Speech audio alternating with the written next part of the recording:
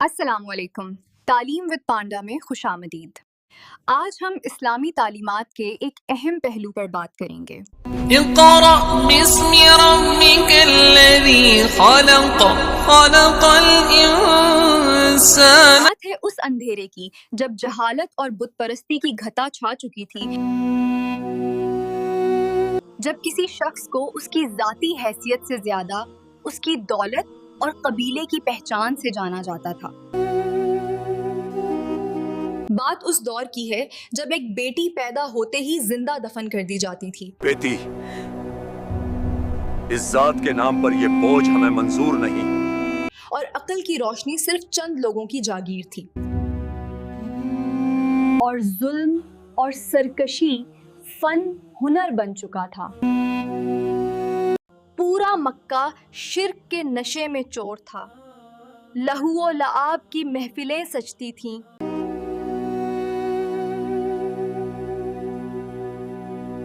یہ بات ہے اس ایک عاقل شخص کی جو ان سب سے بیزار ہو کر حق کی تلاش میں مکہ کی بھیڑ بھاڑ سے دور وہ غار حرا کی خاموشی میں جا کر چھپ گئے تھے۔ تفکر ہی ان کی عبادت تھی۔ وہ کوئی پڑھا لکھا شخص نہیں تھا، وہ اموئی تھا۔ اس کی زندگی لوگوں کو تجارت اور امانت سکھانے میں گزری تھی۔ وہ اس اللہ رب کی عظیم ہستی کو سمجھنے کی کوشش کر رہا تھا جسے اس کی قوم بھلا چکی تھی۔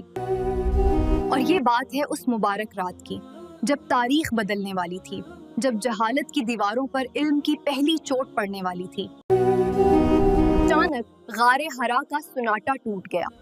سامنے ایک عظیم ہستی حضرت جبرائیل علیہ السلام ظاہر ہوئے۔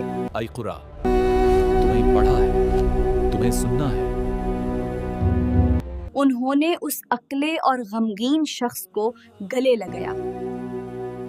پھر وہ پیغام جو پہلا حکم بن کر فلک سے نازل ہوا قیامت تک آنے والے ہر انسان کے لیے۔ جبرائیل علیہ السلام نے وہ آیتیں تلاوت کیں، وہ آیتیں جنہوں نے انسانی عزت اور طاقت کا معیار مقرر کر دیا۔ بات ہے یہ اس قرآن کے پہلی آیت کی، اقرأ باسم ربک الذی خلق، پڑھ اپنے رب کے نام سے جس نے پیدا کیا۔ خالق الانسان من علق، اس نے انسان کو جمے ہوئے خون کے لوتھڑے سے پیدا کیا۔ پہلا حکم پڑھنا تھا، وہ بھی رب کے نام سے۔ اس بات کا اعلان کر دیا گیا کہ اسلام تلوار سے نہیں، کتاب اور قلم سے پھیلے گا۔ ہمارا دین جہالت کا سب سے بڑا دشمن ہے۔ قلم وہ نشانی ہے تحریر کی، حفاظت کی اور دانشوری کی۔ جس نے قلم کے ذریعے سکھایا، اس نے انسان کو وہ سکھایا جو وہ نہیں جانتا تھا۔ اور دیکھیے، اللہ نے سب سے پہلے انسان کو اس کا ماضم یاد دلایا۔ خلق الانسان من علق، اس نے انسان کو جمے ہوئے خون کے لوتھڑے سے پیدا کیا۔ وہ انسان جو اپنی دولت اور قبیلہ پر پھولتا نہیں تھکتا۔ ہماری دولت ہی ہماری پہچان ہے۔ وہ تو صرف کھوں کے ایک لوتھڑے سے بنا ہے۔ اس کا تکبر کس بات پر ہے؟ اس کی عزت اس کے مال میں نہیں، اس کے علم میں ہے۔ اور پھر تہذیب اور علم کا اعلان کیا گیا۔ روک لو اس دیوانے کو، میرا مال، میری طاقت، کیا یہ اس علم سے چھوتا ہے؟ اللہ نے فرمایا، قلم کی قسم کھا کر کہ وہ انسان کو علم دے گا، جانور سے اٹھا کر اشرف المخلوقات بنا دے گا۔ حدیث حضرت عائشہ فرماتی ہیں، جب وحی نازل ہوئی تو رسول اللہ اور ڈر کر سیدہ خدیجہ کے پاس آئے اور فرمایا، مجھے کمبل اڑا دو، مجھے کمبل اڑا دو۔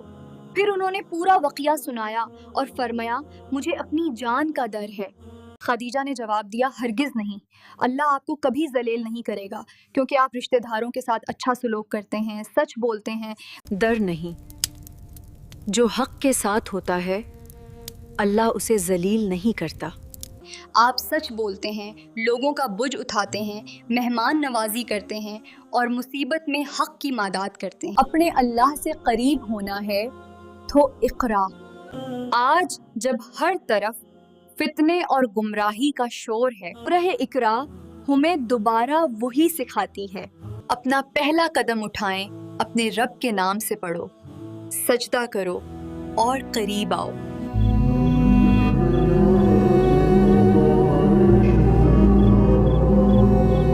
तालीम का ये सफ़र हमारे साथ जारी रखने के लिए हमारे चैनल को सब्सक्राइब करें। जज़ाकल्लाह।